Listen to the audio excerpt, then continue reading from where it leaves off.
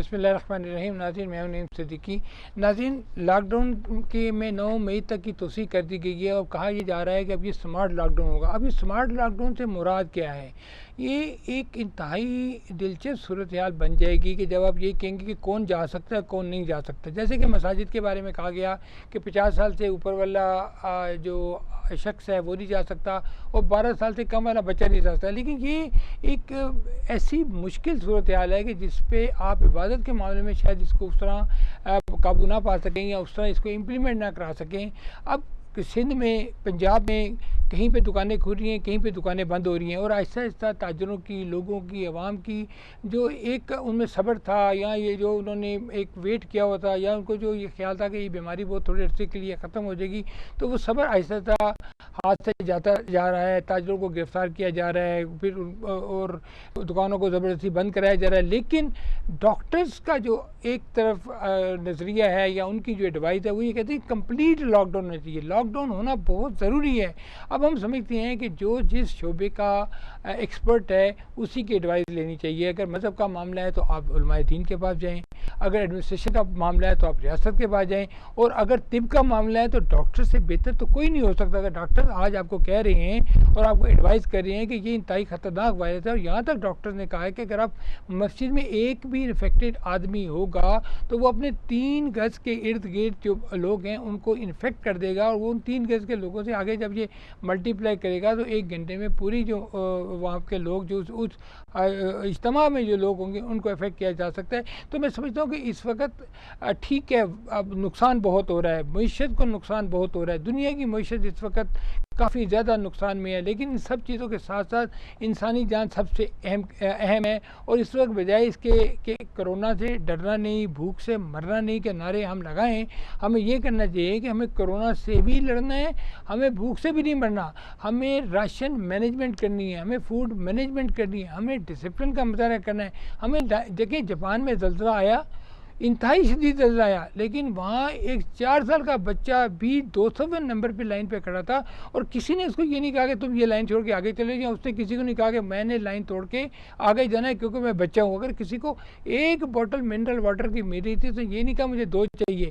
इसी तरह यहाँ भी आवाम को ये चाहिए कि इस तकलीफ़ की घड़ी में एक ये आलमी वबा है, ये कौमी अलमिया है, ये एक ऐसी पेंडेमिक आई है, ये एक ऐसा कोविड-19 ऐसा वायरस आया है कि जिसका ना पहले दुनिया में पता था, ना इसका कोई वायरस थी, ना इसका कोई इलाज था। तो इसका इलाज इस वक्त यही है कि जैसे WHO ने कहा है, अब ये WHO की एडवाइस पे ही 2 हफ्ते की फर्दर लॉकडाउन को बढ़ाया गया है, और इस एडवाइस पे, डॉक्टर्स की एडवाइस पे, हुकूमत की एडवाइस पे, उलमा की एडवाइस पे ये तमाम माहौल को सॉफ्ट करना है, इसको डाइल्यूट करना है। और इस बीमारी की वजह से मुआशी मसला तो हो रहा है, लेकिन मुआशी के साथ साथ नफसियाती और समाजी मसाइल से अवॉइड करना है। ऐसा नहीं होना चाहिए कि इसकी वजह से कोई घरों में लड़ाइयाँ शुरू हो जाएँ, नफसियाती मसाइल शुरू हो जाएँ, जैसे कि बाहर के मुल्कों में हुआ। लेकिन मैं समझता हूँ कि बड़ी रेजिलियंट कौम है पाकिस्तान, और जैसे भी कहा गया कि इंडिया में 1 अरब से ज़्यादा लोग इससे इन्फेक्टेड हो जाएंगे, तो हम तो लेमैन हैं, हमें तो नहीं पता कि ये वायरस है क्या। लेकिन जिनको पता है और जो तनबीह कर रहे हैं वो किसी बगैर वजह के नहीं कर रहे, और वो उनकी तनबीह जो सुनना हमारे लिए बहुत ज़रूरी है। तो आज हम इन्हीं मौजूद पे बात करेंगे, कुछ पाकिस्तान के मुख्तलिफ मसाइल के ऊपर। तो हमारे साथ आज जो लोग शरीक होंगे हमारे प्रोग्राम में, टेलीफोन लाइन पे हमारे साथ होंगे आरिफ चौधरी साहब और तसद्दुक़ हनीफ साहब होंगे। उसके बाद सेकंड हाफ में हमारे साथ टेलीफोन लाइन पे हमाद पुनेवाला साहब होंगे, और हमारे पास सेकंड हाफ में स्टूडियो में पॉलिटिकल एनालिस्ट मलिया हाशमी साहब होंगी, उनसे हम बात करेंगे। कौमी एहतसाब ब्यूरो नैब के दायराकार से ब्यूरोक्रेट्स, अवामी अहदेदारान, टैक्स मामलात और ज़ाब्ते की खामियों का अखराज जुम्मा 24 अप्रैल को ख़त्म हो गया है। अब ये सदारती आर्डीनेंस था जो कि अपनी पार्लियामेंट से अप्रूव नहीं हो सका। इस सिलसिले में हमारे साथ टेलीफोन लाइन पे advocate supreme court Arif Chaudhary साहब मौजूद हैं, इनसे बात करते हैं। सर अस्सलाम वालेकुम। वालेकुम जनाब। आरिफ चौधरी साहब, ये गवर्नमेंट सारी ऑर्डिनेंस पे चल रही है, अब ये नैब का ऑर्डिनेंस जो है ये ख़त्म हो गया है। अब इसके बाद वो सारे इख्तियारात नैब के बहाल हो गए हैं जो कि पहले उनके पास थे। तो अब हुकूमत कहती है हम नया ऑर्डिनेंस लेके आएंगे और उसमें फिर कोई नई तरमीम करेंगे, पुराने ऑर्डिनेंस को दोबारा पेश नहीं करेंगे। तो अब क्या समझते हैं कि इस सिलसिले में आपकी क्या राय है? देखिए बात यह है कि ये जो ऑर्डिनेंस होते हैं जी। ये कोई अच्छी लेजिस्लेशन नहीं होती। जी। बेसिकली जब पार्लियामेंट मौजूद है, पार्लियामेंट के इजलास बुलाए जाए और उनसे आपको कानून साजी करनी चाहिए। अगर कानून साजी नहीं करती तो फिर पार्लियामेंट का वजूद बेमानी हो जाता है। जी।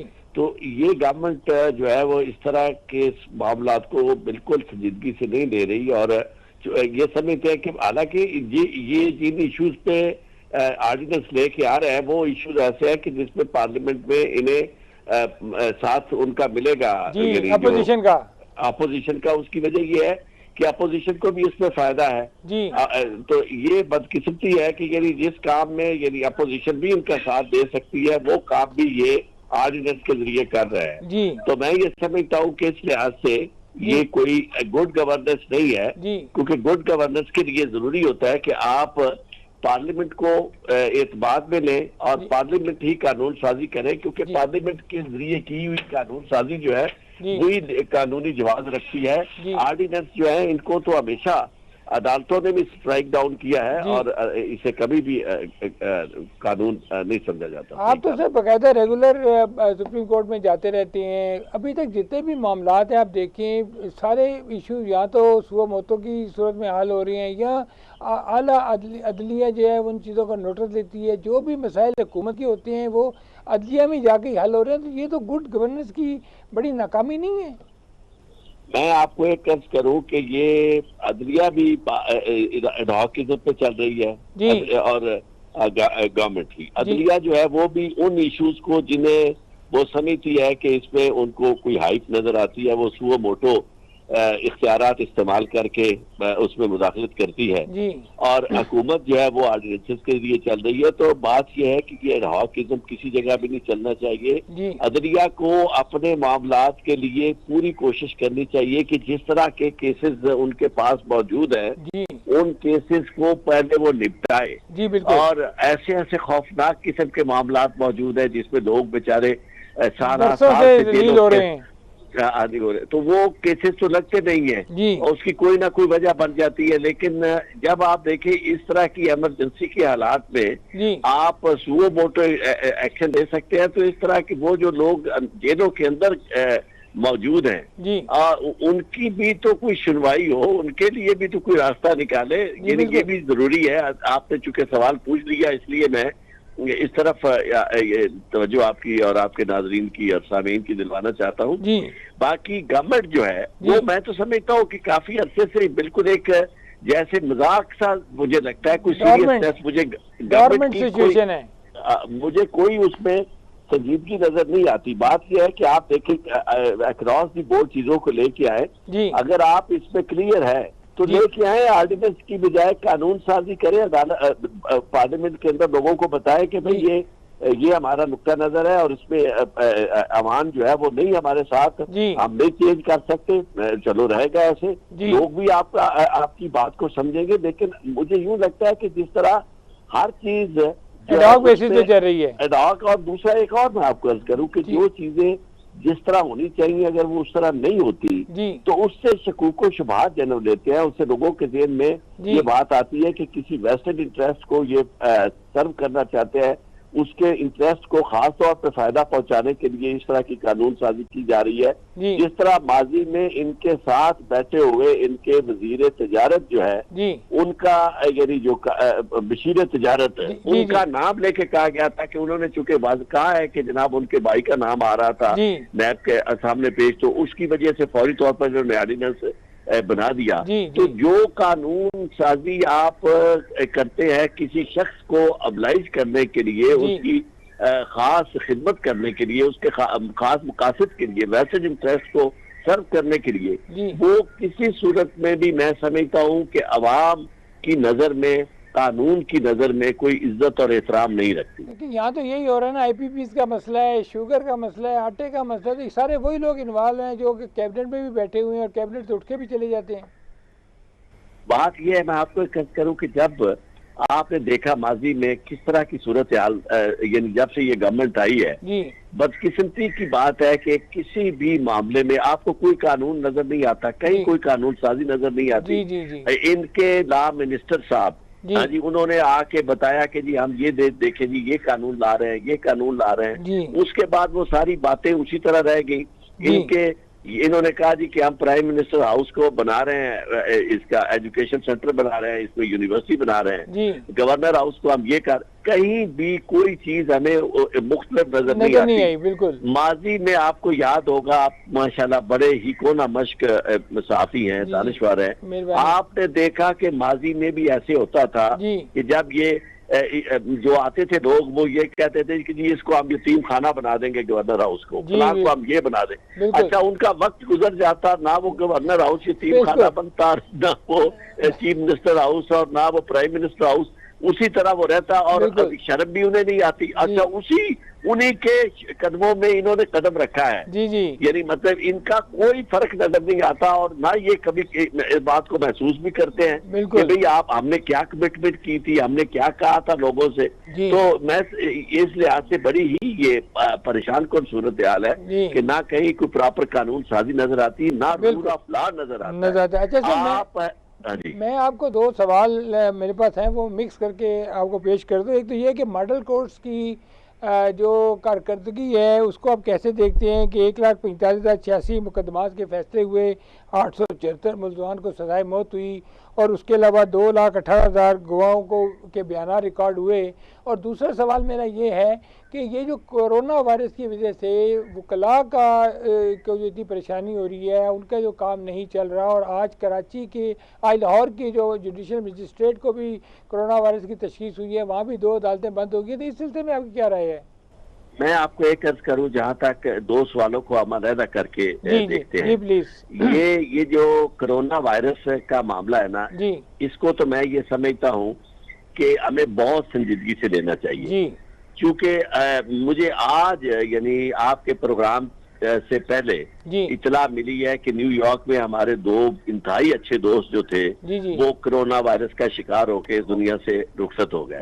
अच्छा, और इसी तरह और बहुत सारे लोगों की इतलाएं आ रही हैं और यानी वहाँ तकरीबन यानी एक जर्नलिस्ट ने भी लिखा कि 300 के करीब पाकिस्तानी अमेरिकन जो है वो वहाँ यानी सिर्फ न्यूयॉर्क के अंदर जान से हाथ धो बैठे हैं। लेकिन हमारी बदकिस्मती ये है कि हम यहाँ इसे संजीदगी से नहीं ले रहे। ये मुश्किलात जरूर है, उसमें कोई शक नहीं है कि साथ आपको मुआशी मसले हैं, लेकिन आप देखें कि जिंदगी से ज्यादा तो कोई मुआशी मसला नहीं है। और फिर ये है कि जो मुझे दिलचस्प और तकलीफ में बात लगती है वो ये है कि हमारे पढ़े लिखे लोग जो हैं उनसे अगर आप बात करें तो वो भी कोरोना वायरस को उसी तरह लेते हैं जिस तरह एक जाहिल आदमी लेता है। यानी ये इतनी बड़ी एक खौफनाक हकीकत है कि जिसको यानी मतलब है नजरअंदाज करना जहालत के मुतरादिफ है। मैं यकीन माने आपको क्या बताऊं कि मैंने एक यानी साबिक एमएनए से बात की चंद दिन पहले, वो भी कहता है जी कुछ नहीं, कोई फर्क नहीं पड़ता, ये कोई हैसियत ही नहीं है, कोरोना वायरस क्या कर देगा। और डॉक्टर्स ने, आपने देखा कि डॉक्टर्स ने पहले भी एक रिक्वेस्ट की थी गवर्नमेंट को, प्राइम मिनिस्टर को, अब फिर उन्होंने की है और वो उन्होंने कहा है कि अगर आप एहतियात नहीं करेंगे तो हमारे पास यानी जगह नहीं होगी लोगों के ट्रीट करने के लिए, सड़कों के ऊपर हमें लोगों का इलाज करना पड़ेगा। तो मैं तो इस लिहाज से इस मामले में समझता हूं कि अदालतें जो हैं उस वक्त तक, जब तक कि ये वबा खत्म नहीं हो जाती, उन्हें काम नहीं करना चाहिए। अच्छा, दूसरी बात जो आपने पहले कही थी वो मॉडल कोर्ट्स के बारे में, मैं आपको अर्ज करूं कि ये वही काम है जो कोई आके चंद यानी इंस्टीट्यूशनलाइज नहीं हो रही चीजें। बिल्कुल। यानी एक फर्द के साथ वाबस्ता है कि वो जनाब आए, उन्होंने क्योंकि उनसे पहले साकिब निसार थे, वो अपने तौर पर उन्होंने एक तमाशा लगा रखा था सुओ मोटो के नाम पर, उनके अपने जाती मामलात भी थे जिसको वो सुओ मोटो के जरिए उन्होंने हल किया और बहुत सारी चीजें उनके जाने के बाद पता चली कि वो क्या कर रहे थे।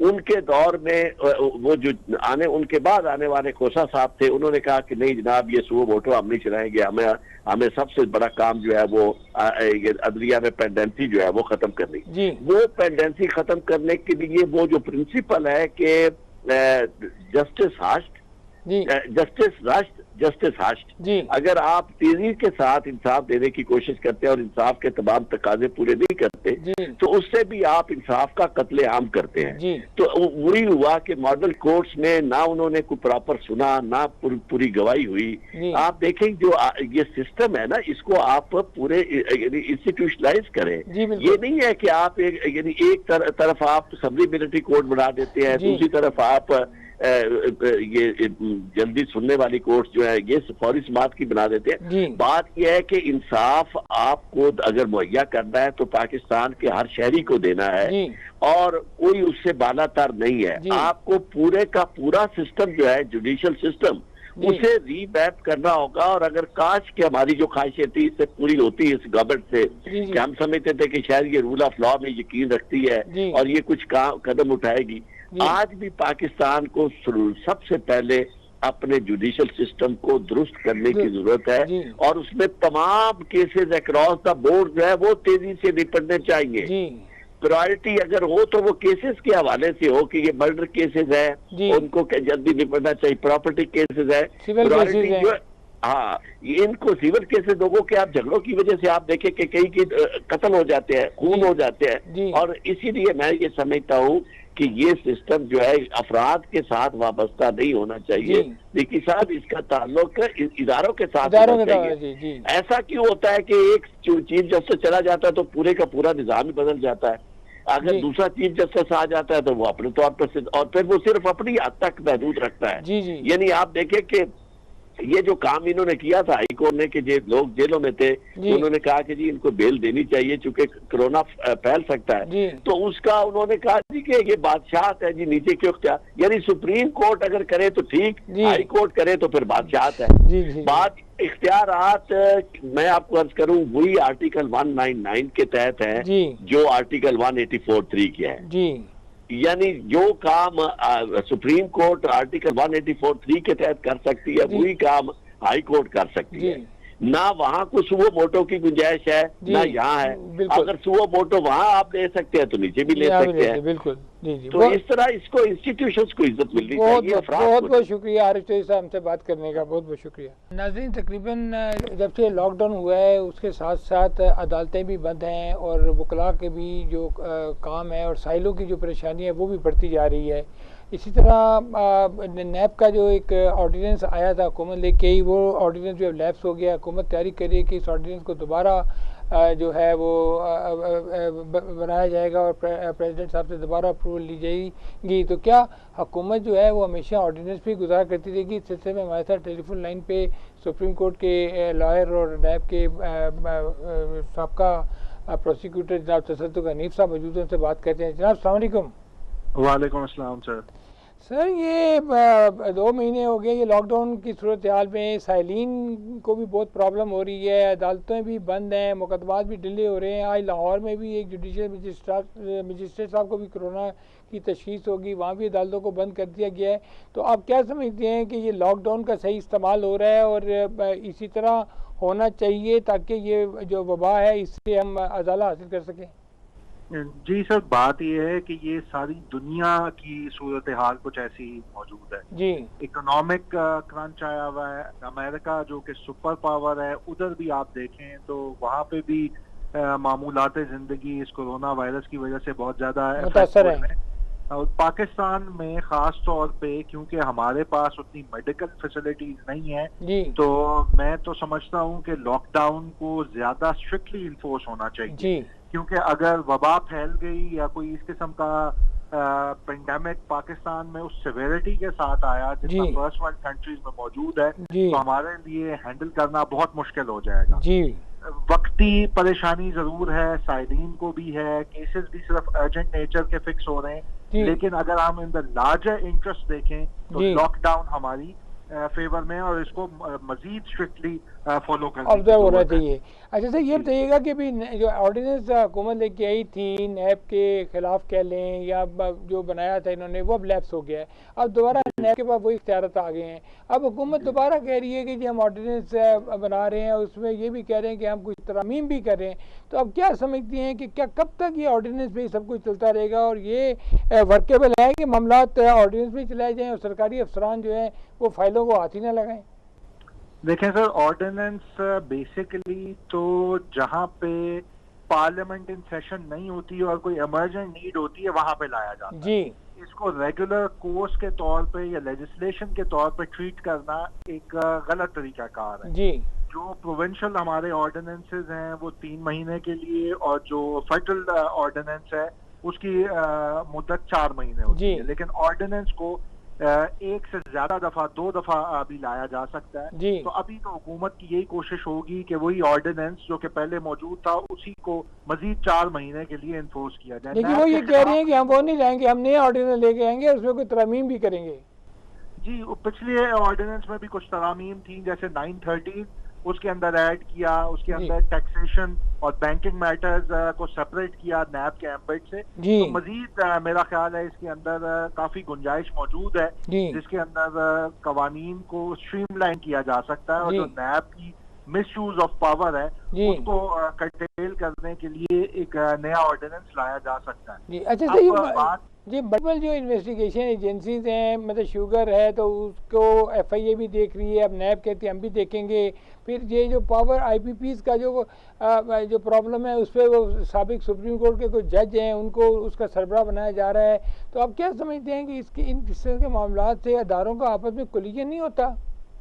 तो मैं तो हमेशा से ये इस चीज का कायल हूँ कि आप जो है ना वो ओवरलैपिंग एम्बिट खत्म करें। जी। अब NAO में भी हम देखते हैं तो FIA के मामलात जो FIA डील कर सकती है उसको भी नैब ट्रांसफर कर सकता है। तो नॉर्मल फ्रॉड के या जो आपके गवर्नमेंट सर्वेंट्स के मामलात है वो भी नैब कॉग्निजेंस लेता है। तो हमें बहुत ज्यादा जरूरत इस चीज की है कि हम इसको जो है ना वो बिल्कुल अपने अपने एम्बिट में रह के कोई ऐसा कानून बनाए कि हर इदारा अपने एम्बिट में रह के काम करे और ओवरलैपिंग ना हो। हाँ, क्योंकि FIA का काम भी नैब देख रहा है, पुलिस की इन्वेस्टिगेशन भी एट टाइम्स जो कि पुलिस के मामलात हैं वो भी नैब देख रहा है। एट टाइम्स जो सिविल क्लेम्स होते हैं जो कि आर्बिट्रेशन में गए हुए हैं, जो कि अदरवाइज सिविल मैटर्स हैं, उनको भी नैब कॉग्निजेंस ले लेता है। हाउसिंग सोसाइटी के मैटर्स हैं, मेडिसिन की प्राइस फिक्सेशन के मैटर्स हैं, नेपरा की जो है वो प्राइस फिक्सेशन के मैटर्स हैं। तो इन चीजों को देखना पड़ेगा कि नैब जो है वो उसका पर्पस क्या था। बेसिकली तो नैब बनाई गई थी जो गवर्नमेंट के इदारों में जो करप्शन है उसको देखने के लिए, उसको देखने के लिए, और जो पॉलिटिशियंस जो जिनके ऊपर एलिगेशन है कि उन्होंने पब्लिक फंड्स और एक्सचेकर को नुकसान पहुंचाया, उनको देखने के लिए बनाई गई। जी बहुत बहुत शुक्रिया। जी सर, बहुत बहुत शुक्रिया तसद्दुक़ हनीफ साहब हमसे बात करने का। नाज़रीन, आपने गुफ्तगू सुनी कि नैब का जो ऑर्डिनेंस था वो लैप्स हो गया, हुकूमत नया ऑर्डिनेंस लेके आ रही है, लेकिन ऑर्डिनेंस जो है वो कोई अच्छी लेजिस्लेशन नहीं है। नाज़रीन, यहाँ लिखते हैं छोटा सा ब्रेक के बाद जब वापस आएंगे तो हमारे पास टेलीफोन लाइन पे ताजर रहनुमा हमाद पुणे वाला होंगे और स्टूडियो में हमारे साथ होंगी मलिया हाशमी साहिबा, उनसे बात करेंगे। Please stay with us.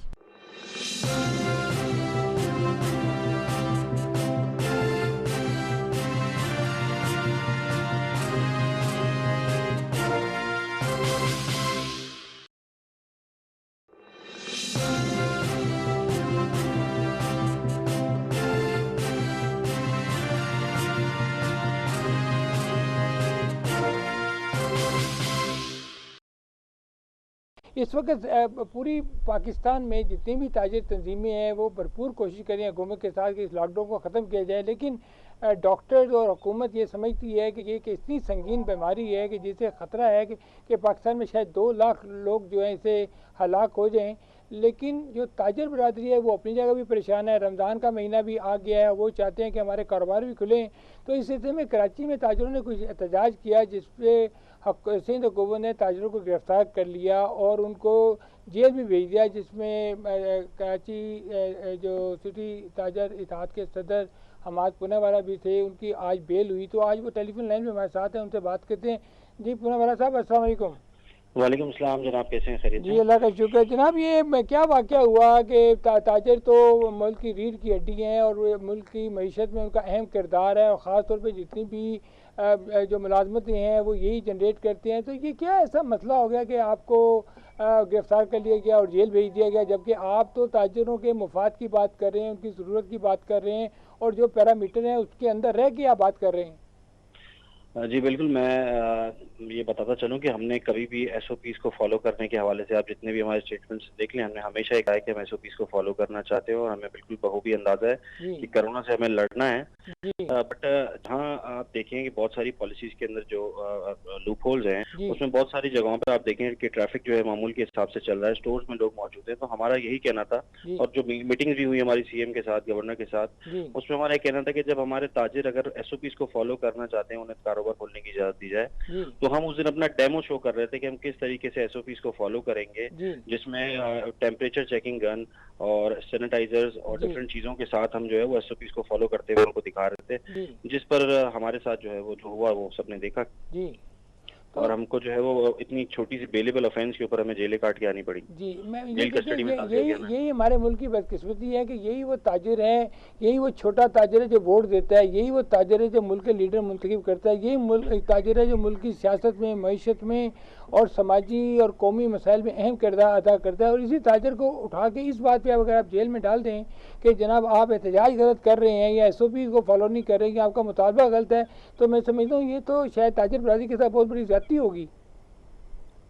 बस हमने तो अल्लाह पे छोड़ दिया, हम जो कर सकते थे हमने एफर्ट कर लिया है, और मतलब एक बहुत ही सख्त जो है वो रूटीन हम काट के आ रहे हैं जी। और अभी भी बस मैं घर पे पहुंचा हूँ और मेरा कोई इरादा नहीं था मीडिया से बात करने का, इत्तेफाकन आप लोगों की कॉल आ गई जी, तो मैंने बात कर ली। बाकी आप समझते हैं कि हमने कितना जो है वो सख्त टाइम गुजारा होगा जी, और अंदाजा भी नहीं कर सकते। हम 70% टैक्स जनरेट करने वाले और अपनी हलाल की कमाई खाने वाले, जब हमें जब जेलों में डाला जाएगा तो हमारी क्या कंडीशन होगी। जी जी जी, आपसे इंशाल्लाह दोबारा बात होगी। बहुत बहुत शुक्रिया पूनावाला साहब हमसे बात करने का।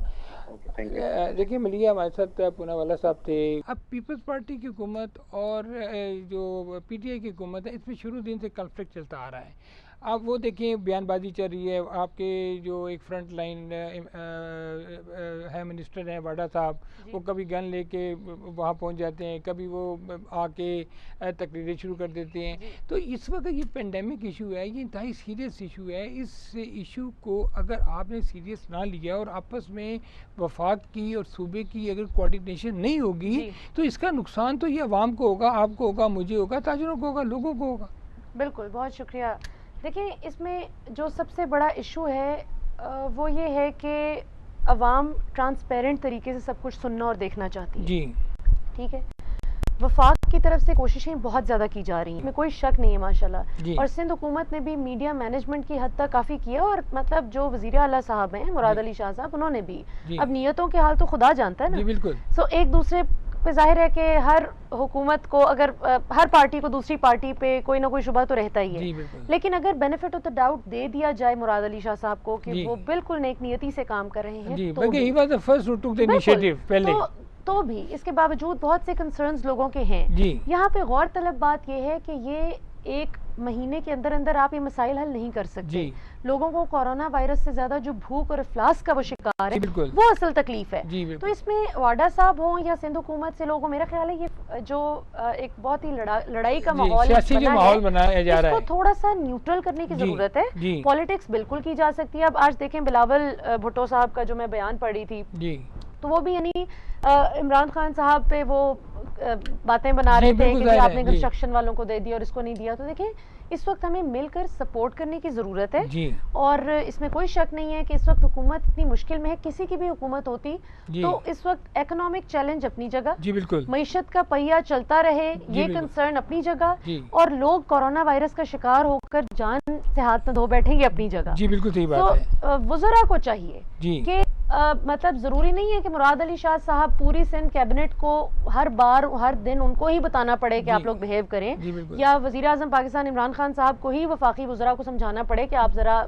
थोड़ा हाथ हौला रखें। इनको खुद थोड़ा सा समझने की जरूरत है, क्योंकि जैसे ये खुद करेंगे वैसे फिर इनके एक्टिविस्ट भी करेंगे, वैसे इनकी जमात के दूसरे लोग भी। अच्छा, आप ये नहीं समझती कि इस वक्त जब ये पेंडेमिक का इशू आया है और जब किसी ने कहा कि ज़ायरीन की वजह से हुआ, ताफ्तान की वजह से हुआ, तो एक दूसरे के साथ ब्लेम गेम शुरू होगी, जबकि होना ये चाहिए था कि ये एक ऐसा, आप इसको कौमी अलमिया कह सकते हैं, ये एक कैलेमिटी है और ये मतलब ये किसी ने नहीं फैलाई, एक बीमारी आई है, तो उसमें सियासत करने के बजाय सारे मिलके इसको एक किया जाए, हाँ मिलके जॉइंटली एफर्ट करते तो ज़्यादा बेहतर था। जैसे कि आप कहें जी कि अब हम वफाक सही नहीं कर रहा, वफाक के जी वो सही नहीं करे, वो कहते किटें सही नहीं मिली, तो इस सूरत हाल में कहीं ये तो नहीं है कि हुकूमत की अपनी भी कुछ ऐसी कमज़ोरी है कि उनके जो मशीर हैं वो उस तरह का किरदार अदा नहीं कर रहे जिस तरह के करना चाहिए? देखिए, सबसे पहली बात तो ये जो ताफ्तान बॉर्डर की जाती है, ताफ्तान अगर आपको पता हो कि ये तो कोयटा से भी ठीक ठाक दूर है, हाँ जी 600-700 किलोमीटर, मतलब 720 किलोमीटर के फासले पर है। जी जी जी। तो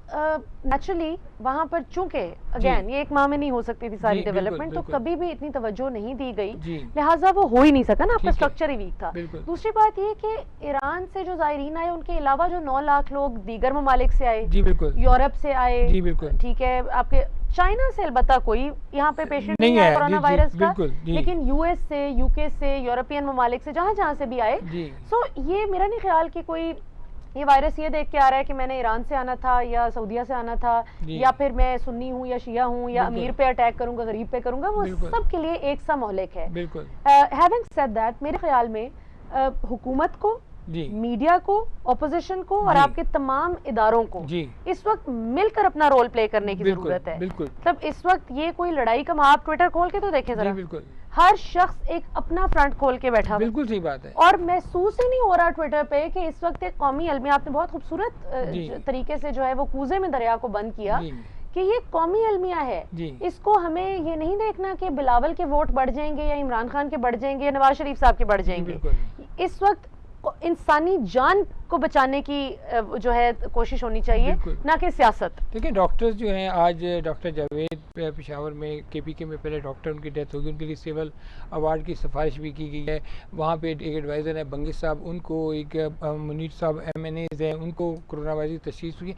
अब सूरत हाल ये कि हुकूमत ये कह रही है कि ISPR के जो DG साहब हैं उन्होंने भी कहा है कि अगले 15 दिन इंतहाई अहम है। तो मकसद, हम तो लॉकडाउन की बात कर रहे थे पिछले 1 महीने, लेकिन लॉकडाउन तो एक्चुअली अब शुरू होगा। अब इस सिलसिले में जो रियासत का काम है वो ये है कि कैसे अपना ट्रस्ट इम्पार्ट करे अवाम के ऊपर, और अवाम का काम ये है कि इस सानिये के मौके पे वो कितनी संजीदगी से, कितने तहम्मुल से और कितने पेशेंस से इसको फेस कर सकते हैं। इसमें ना मैं एक और भी चीज़ ऐड करना चाहूँगी कि देखें, अब ठीक है, इसमें यकीनन बड़ा स्ट्रेटेजिकली बड़ा सही डिसीजन है हुकूमत का कि आप मसाजिद खुद से ना इन्फोर्स करके बंद कराएं, क्योंकि आपकी ऑपोजिशन का भी आपको बखूबी पता है, उनमें से अगर कोई इग्नाइट कर दे, कोई मसला पड़ जाए, तो बेहतर है कि आप कहें जी कि ये शराइत हैं। अब वो शराइत ऐसी हैं कि प्रैक्टिकली स्पीकिंग उन पे अमल हो ही नहीं सकता, नामुमकिन है। मतलब पंजाब में इस वक्त 50,000 के करीब मसाजिद हैं, बिल्कुल, और टोटल अगर आप पुलिस कांस्टेबल्स की तादाद देखें तो 1 लाख है। 1 लाख है, बिल्कुल। 1 लाख पुलिस कांस्टेबल जो है वो 50,000 मसाजिद का भी पहरा दें, और दूसरा मस्जिद में 50 साल से ऊपर वाला ही आदमी आते हैं, ज्यादातर वो ज्यादा जाते ही नहीं। वो देखें ना, फिर अपनी पुलिस जो है बाकी दीगर ड्यूटीज भी दे, क्राइम रेट भी को भी कंट्रोल करे, तो ये ह्यूमनली पॉसिबल नहीं है। हैविंग सेड दैट, मैं ये समझती हूँ कि हुकूमत को इस वक्त थोड़ा सा सख्ती से निपटने की जरूरत है। सिर्फ मसाजिद की बात नहीं है, मसाजिद तो एक पहलू है, और कितना है, आप देखें सड़कों पर आप निकल के देखें, नॉर्मल लाइफ शुरू हो चुकी है। मतलब सिर्फ इसको फिर ताजिर वगैरह बेचारे सही रोते हैं कि सिर्फ हमें अपनी दुकानें नहीं खोलने दी जा रही हैं, अदरवाइज लोग तो फिर रहे हैं। बिल्कुल सही है। तो अनलेस किसी को बहुत जरूरी काम हो, आप बिल्कुल ना घरों से निकलने दें। और लोग देखें, पाकिस्तान एक तरक्की पजीर मुल्क है, जहाँ इतने तरक्की याफ्ता ममालिक, जहाँ पर आप एक दफ़ा एक लफ्ज़ बोल दें तो उन पर वो हरफ आखिर हो जाता है। बिल्कुल सही है। वो तक सख्ती से इन्फोर्स कर रहे हैं। वो लोग जो नरमी से भी बात करें तो वो सुननी जाती है, वो भी सख्ती से, बिल्कुल। तो यहाँ पर भी रियासत को जो है वो सख्ती से इन्फोर्स करने की जरूरत है। ठीक है, डंडे सोटे ना चलाएं, लेकिन कम अज कम लॉ एंड ऑर्डर को मेंटेन करें, law and order situation maintain करनी बहुत जरूरी है। अच्छा, ये बताइएगा कि अभी एक नई बहस छिड़ गई, प्राइम मिनिस्टर साहब ने टेलीथॉन किया जिसमें फंडिंग इकट्ठी करनी थी, वहाँ मौलाना तारिक जमील साहब आए। अब 2 दिन से ये बड़ी बहस चल रही है कि उन्होंने कोई मीडिया के बारे में बात कर दी, कोई ख्वातीन के बारे में बात कर दी। तो मैं समझता हूँ कि जब उन्होंने कह दिया कि भाई मैं माफ़ी चाहता हूँ या मैं माज़रत चाहता हूँ, और इस्लाम में भी एक बात है कि अगर आदमी एक दफ़ा माफ़ी मांग ले या माज़रत कर ले तो मैं समझता हूँ उस सब्जेक्ट को क्लोज हो जाना चाहिए। अब कुछ हमारे भाई जो हैं वो इसको उछालने की कोशिश कर रहे हैं, कुछ जो है वो भी एक डिवाइड हो गए हैं, कुछ उलमा की तरफ है, कुछ उलमा की तरफ है। तो आप क्या समझते हैं कि अब ख़वातीन का भी बड़े रिएक्शन आ रहे हैं। लाहौर से आसमा जहांगीर लीगल एड सेल ने बड़ी उसकी बात की है, श्री मज़ाहिर साहब ने बड़ी बात की है। तो आप क्या समझते हैं कि ऐसे सेंसिटिव मौके पे इस बात को क्या इतना उछालना मुनासिब है? जी बहुत शुक्रिया।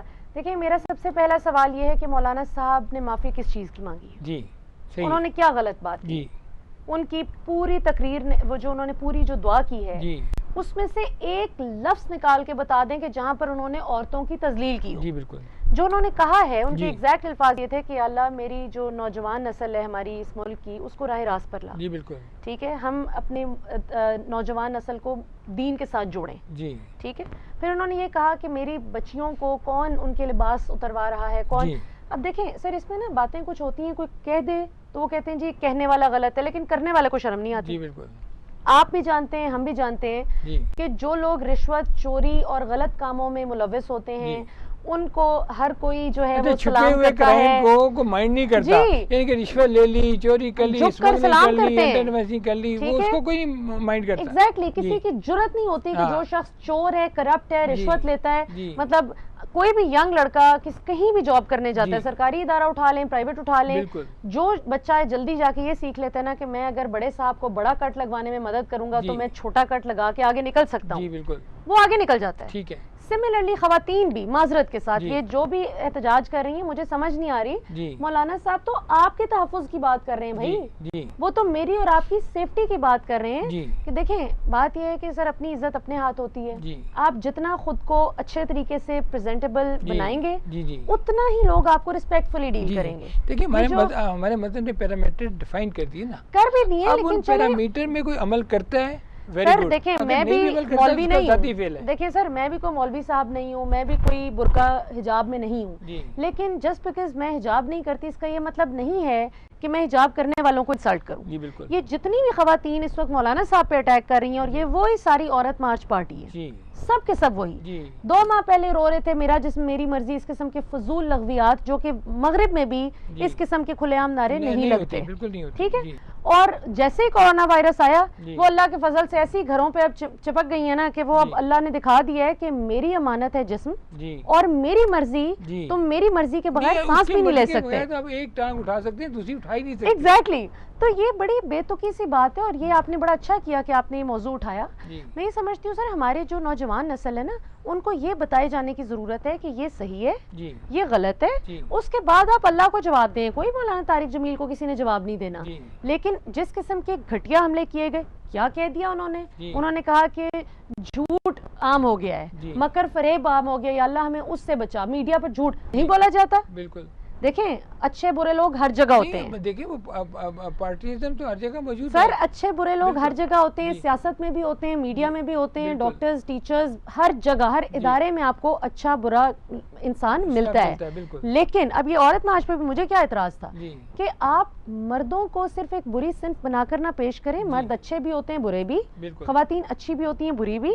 आपका अमल आपको अच्छा या बुरा बनाता है। किसी के ऊपर इस तरह का मतलब अपफ्रंट अटैक कर देना नहीं, उसको एम्बेरस करना। देखें एक किसी ने गलत बात कर दी ना, अब यही बात तो मैं कहता हूँ यही बात कोई पावरफुल आदमी करे जिसके हाथ में पावर हो तो आप उसको तो कुछ नहीं कहते, लेकिन यही बात अगर किसी आलिम ने कर दी तो आप उसकी गलती को इस तरह उछालने की कोशिश करें तो ये भी कोई मुनासिब बात नहीं है। तो आप बिल्कुल दुरुस्त फरमा रहे हैं, लेकिन मेरा तो पॉइंट ये है कि मौलाना साहब ने गलत कहा क्या है। जी भाई अब आपको अमर बिल मारूफ व नही अनिल मुनकर ना करे वो, बिल्कुल। देखे ना जो उलमा हजरात जो कि नहीं उस क्राइटेरिया पे पूरे उतरते जिस तरह दीन बताता है, तो हम सब उन पर तनकीद करते हैं कि क्या कर रहे हैं। हर एक की अपनी भी तशरीह है ना, देखिए हर एक की अपनी। अभी मैं आज एक ट्वीट पढ़ रहा था, किसी ने लिखा था, डॉक्टर रूबा तारिक का है कि जब आलम दीन ये बताएंगे कि बादशाह कितना नेक है तो फिर ये समझ लें कि ना आलम सच्चा है और ना बादशाह। अब आप देखें, मुझे एक बात बताएं, छोटी सी एक मिसाल है। अब 5 हुक्मरान है जी, ठीक है, छोड़ दें कौन कितना अच्छा है। जी बिल्कुल। 4 हुक्मरान चोरी करते हैं, 5वां चोरी तो नहीं करता जी, लेकिन उसकी कुछ एडमिनिस्ट्रेटिव कमजोरी है। बिल्कुल ठीक है। अब उसकी एडमिनिस्ट्रेटिव कमजोरियों पर अगर मैं तनकीद करूं तो मेरी तनकीद जायज है जी, लेकिन अगर मैं सिर्फ इसलिए कि मैं खुद को न्यूट्रल जाहिर कर सकूं, मैंने उन 4 चोरों के बराबर उस 5वें को भी कर दूं, तो ये तो ज्यादती है ना, ज्यादती वाली बात है। ये तो मैं बतौर बहैसियत एक तज्जिया निगार अपने शोबे के साथ ज्यादती करूंगी। जी बिल्कुल। तो मेरे ख्याल में मौलाना तारिक जमील साहब को मैं आपके प्लेटफॉर्म के तवस्सुत से शुक्रिया अदा करना चाहूंगी कि मौलाना साहब, पाकिस्तान आपकी मोहब्बतों और आपकी सिंसियर पुरखुलूस दुआओं का मकरूज है जी, और अल्लाह ताला आपको सलामत रखे जी, और आपको भी और हम सबको भी अपने दीन पर प्रैक्टिकली अमल करने की तौफीक दें जी, जहाँ पर हम ये सेल्फियां लेके बकरों के साथ और इतने बकरे ज़िबा किए, हाजी साहब ने इतनी गाय दुम्बे किए, इसकी बजाय हम भूखों को खाना खिलाएं। सबसे इम्पोर्टेंट चीज़ ये है कि मीडिया, देखिए मीडिया के पास एक पावर है, मीडिया के पास स्क्रीन है, मीडिया ने बड़ी बड़ी चीजें राइट से लेफ्ट की है, लेफ्ट से राइट की है, और अच्छा भी किया है, अच्छा भी किया है, और कुर्बानी भी दी है, बहुत शहीद भी हुए हैं, लेकिन किसी की गलती पे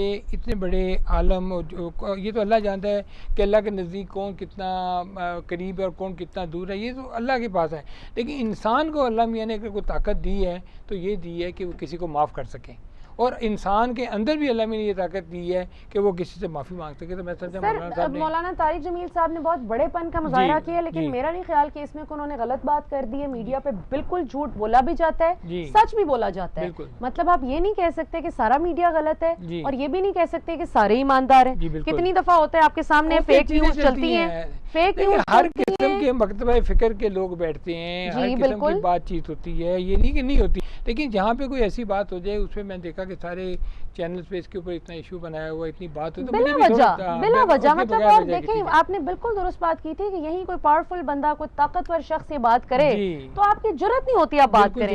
यहाँ पे वो बेचारे शरीफ से मौलाना साहब हैं जो हमेशा आपके सामने ही है, हमेशा उन्होंने दिलों को जोड़ने की बात की है, लाखों गैर मुस्लिम इस शख्स की सच्चाई और इसके इखलाक से मुतासिर होकर माशाल्लाह दायरा इस्लाम में दुनिया भर से दाखिल हुए अल्लाह की मदद से। और जुनैद जमशेद साहब, हम सब उनसे वाकिफ हैं, अल्लाह ताला उनकी हर मंजिल आसान करें, आमीन। उनके दिल में अल्लाह की राह में शहादत का जज्बा पैदा करने वाला अल्लाह के हुक्म शख्स था जी, बिल्कुल। तो मेरे ख्याल में अच्छाइयाँ याद रखें, अगर आपको एक बात नहीं, और एक आखिरी बात जी, देखें मैं ये कह दूं कि ये 2 फोन है, हो सकता है अगर फर्ज करें पे 10 फोन पड़े हों, मैं कहूँ जी फोन तो बुरे होते हैं जी, उनमें से 8 फोन ठीक रहे और 2 रोना शुरू कर दें कि मुझे बुरा कह दिया जी, बिल्कुल सही बात। तो जो 2 रो रहे हैं इसका मतलब है कि उनमें कुछ ऐसा था कि रेजोनेट किया, बिल्कुल सही। तो जिनको ये मसला हो रहा है ना कि मौलाना साहब ने दुआ की है कि अल्लाह ताला झूठ और फरेब खत्म करे मीडिया से, वो आईना देखकर अगर उनको थोड़ा डर लग गया ना तो वो अपनी इस्लाह करें, मौलाना साहब पे हमले ना करें। हम यही चाहते हैं कि किसी के ऊपर अगर किसी की गलती है और वो माफ़ी मांगता है तो उसके बाद मैं समझता हूँ कि उसको माफ़ कर देना चाहिए, उसके ऊपर बात नहीं करनी चाहिए। अच्छा ये बताइएगा कि इस वक्त जो गवर्नमेंट चल रही है इसमें बहुत सारे एडवाइज़र चल रहे हैं और बहुत काम जो हो भी रहा है, लेकिन कुछ मसाइल ऐसे हैं जैसे करप्शन के मसाइल जनरल शुरू हो गए, शुगर और इसके आटे मसाइल शुरू हो गए, IPPs के शुरू हो गए, उसके बाद ये एक जो ज़ख़ीरा अंदोज़ों का ऑर्डिनेंस आ गया, तो इसमें तो हुकूमत के अपने लोग भी बीच में इन्वॉल्व हैं। तो आप क्या समझती हैं कि इस वक्त हुकूमत जो एक सियासी महाज पे, कोरोना के महाज पे, माशी महाज पे लड़ाई लड़ रही है, तो क्या पार्टी के अंदर भी इस किस्म के रेजिस्टेंस को मोल लेने की? जहांगीर तरीन साहब का जब वाक़या पहले चल रहा है, चूँकि इसलिए आपसे ये बात पूछूँ कि आप चूँकि बड़ी प्रो हैं PTI की। मैं तो देखें PTI को भी उतना ही रगड़ती हूँ जितना नवाज शरीफ को रगड़ती हूँ। मसलन मिसाल देती हूँ आपको, अब ये IPPs का आया है, ये जो सारी रिपोर्ट आई है जी, इसमें इस दौरे हुकूमत में कोई भी कॉन्ट्रैक्ट नहीं हुआ, ये सारी की सारी जो तफ्तीश हुई है ये पिछलों की हुई है, पिछलों की मेहरबानी। हाँ, पिछलों की हुई है जी, पिछलों में ये लोग भी शामिल थे। बिल्कुल बिल्कुल, इनमें कोई नदीम बाबर साहब इस वक्त मौजूदा काबीना में मतलब मुशीर हैं, रज़ाक दाऊद साहब, खुसरो बख्तियार साहब, ये सब बिल्कुल शामिल है। बिल्कुल। तो मैं ये समझती हूँ कि इस हुकूमत के लिए बहुत बड़ा चैलेंज है जी, ये हुकूमत अगर इनके खिलाफ एक्शन ले गई, और एक्शन से भी ज्यादा जो अगर आपने IPP की रिपोर्ट पढ़ी हो जो अभी वर्जन सामने आया है, तो मैं वो पढ़ रही थी, 6,000 अरब रुपए का नुकसान 6,000 अरब। मैं तो कहता हूँ कि आम आदमी को बताएं तो उसको पता नहीं कि 6,000 अरब में होता कितना है। जी, यानी आप ये देखें, आपके नाजरीन की इंफॉर्मेशन के लिए, कि टोटल पाकिस्तान की जो पीक सीजन पर गर्मियों में भी जो खपत है ना टोटल बिजली की, वो 25,000 मेगावाट से ऊपर नहीं है, बिल्कुल नहीं। और 32,000 की इंस्टॉल कैपेसिटी है। 35,000 इस वक्त सप्लाई आपकी है, यानी 10,000 इंस्टॉल कैपेसिटी हमारी, बिल्कुल। और 10,000 मेगावाट जो है आप बिला वजह एक्स्ट्रा का पंगा ले चुके हैं जी। और इसमें मजीद 10,000 मेगावाट के साइन हो चुके हैं कॉन्ट्रैक्ट। देखिए 1994 में पहले प्रोजेक्ट लगा था, 50 अरब की इन्वेस्टमेंट थी और 400 अरब रुपया मुनाफा कमा लिया उन लोगों ने। उसके बाद फिर 2002 में देखें कि 70 अरब की इन्वेस्टमेंट थी, उसमें 200 अरब रुपया मुनाफा कमाया। फिर बाय से ओवर इन्वेस्टिंग करी प्लांट में, एक साल के अंदर 71% मुनाफा। तो मैं कहता हूँ कि अल्लाह करे कि इमरान खान को अल्लाह ताला इतनी ताकत दे कि वाकई वो कोई ऐसा काम कर जाए कि जो दुनिया देखे कि हाँ भाई इसकी ट्रांसपेरेंट इंक्वायरी। भाई अब तो कहते हैं कि सुप्रीम कोर्ट के कोई रिटायर्ड जज हैं जो इसको हेड करेंगे, और इसी तरह आटे शुगर की FIA वाले जो भी रिपोर्ट, वो भी नहीं, वो रिपोर्ट भी 2 हफ्ते डिले हो गई है। लेकिन मैं सिर्फ ये कहता हूँ कि जितने भी हमारे हुक्मरान आते हैं उनको वोट तो आप देते हैं, मैं देता हूँ, आम लोग देते हैं। उनको नहीं पता होता वो तो सिर्फ एक नारे पे वोट देते हैं कि शायद मुझे अच्छा घर मिल जाए, शायद मुझे नौकरी मिल जाए, शायद मुझे हेल्थ का मसला मिल जाए, मेरे बच्चे को तालीम। देखिए इंसान की ख्वाहिशात और ज़रूरियात में बहुत फ़र्क है। इंसान की ज़रूरत जो है ना बड़ी लिमिटेड होती है, वो बाइज्जत थोड़े पैसों में भी इज्जत से गुजारा कर ले तो वो खुश होता है, उसको कहते हैं मुतमईन जो आप लेकें या तकवे पे जो है। और पाकिस्तान में अल्हम्दुलिल्लाह मैं समझता हूँ कि पूरी दुनिया में ज़्यादातर लोग वही हैं जो बड़ी कम वेजेस पे गुजारा कर रहे होते हैं, लेकिन उनके पैसों पे, टैक्स मनी पे आप इतना जुल्म करें कि अरबों रुपये, 6,000 अरब रुपये आप खा जाएं और उसकी अगर अकाउंटेबिलिटी ना हो तो मैं तो फिर हुक्मरान जरूर अल्लाह के आगे जाके जवाब दूंगा। बिल्कुल, देखें हुक्मरान तो एक एक चीज़ के लिए जवाब दे हैं, लेकिन यहाँ पर जो अच्छी बात हुई है फिलहाल वो ये हुई है कि पहली मर्तबा कोई रिपोर्ट, इन्वेस्टिगेशन तो आपको पता है 70 साल में कितनी हुई है। जी बिल्कुल, बहुत होती रही है, कमीशन बनते हैं, खत्म हो जाती हैं। अभी नैब को भी देख लेना कितने लोगों को सजाई हुई है। एग्जैक्टली। तो पहली मर्तबा कोई कमीशन बना और रिपोर्ट आपकी पब्लिक हुई, बिल्कुल। ये बहुत बड़ी बात है, ये बहुत बड़ी बात है। और वजीर आजम ने बड़ी दिलेरी के साथ मतलब इस चीज पे इनको एक्चुअली कहा गया था, जब ये रीजनल प्लान लगे थे तो इनको कहा गया था कि 15% से ज्यादा मुनाफा नहीं ले सकते, गारंटीड प्रॉफिट था। 25 साल में ये टोटल रीपे होना था, जो उन्होंने एक साल में कर लिया। एग्जैक्टली, बिल्कुल। यानी कि आम आदमी बैंक में पैसे रखते हैं तो उसको साल के 12% मिलते हैं रो के। हाँ जी। इनको एक साल में 70% मिल रहा है। और आप देखें ना, अब वो 70% का जब सवाल पूछा जा रहा है तो अब उनको, और अगर आप IPP की रिपोर्ट देखें तो इसमें जो गुजारिशात की गई हैं कमीशन की तरफ से बड़ी सिंपल है जी। इसमें उन्होंने कहा है कि फंसेंगे आप दोनों सूरतों में। जी बिल्कुल, आप बचेंगे नहीं। अगर आप निगोशिएटेड सेटलमेंट की तरफ आ जाएं, टेक और पे की बजाय आप टेक एंड पे पे आ जाएं कि जितनी इस्तेमाल करें उतना पैसा लगे। पे करें, ठीक है, होना भी चाहिए। अब देखिए उस वक्त जब ये अब ये सॉवरन गारंटी हुकूमत ने दी हुई है। अच्छा, एक इंटरेस्टिंग बात ये भी है कि ये लोगों को जब इनकी पहले भी इंक्वायरी शुरू हुई थी तो 2016 में शायद ये लोग कोर्ट में चले गए और वो स्टे हो गया। बिल्कुल। और उसमें अभी तक एक ही हेयरिंग हुई है, उसके बाद हेयरिंग ही नहीं हुई। अभी देखिए कितने पावरफुल हो गए सर। ये पावरफुल है ना, और इनका मसला ये है कि बहुत सारे आपके ब्रांड्स ऐसे हैं, कपड़ों के ब्रांड्स ऐसे हैं, बहुत सारे आपके ऐसे ब्रांड्स हैं जो बज़ाहिर वो कहें ना जी हमारा पॉलिटिक्स से क्या लेना, भाई तुम्हारा पॉलिटिक्स से सबसे ज्यादा लेना देना है।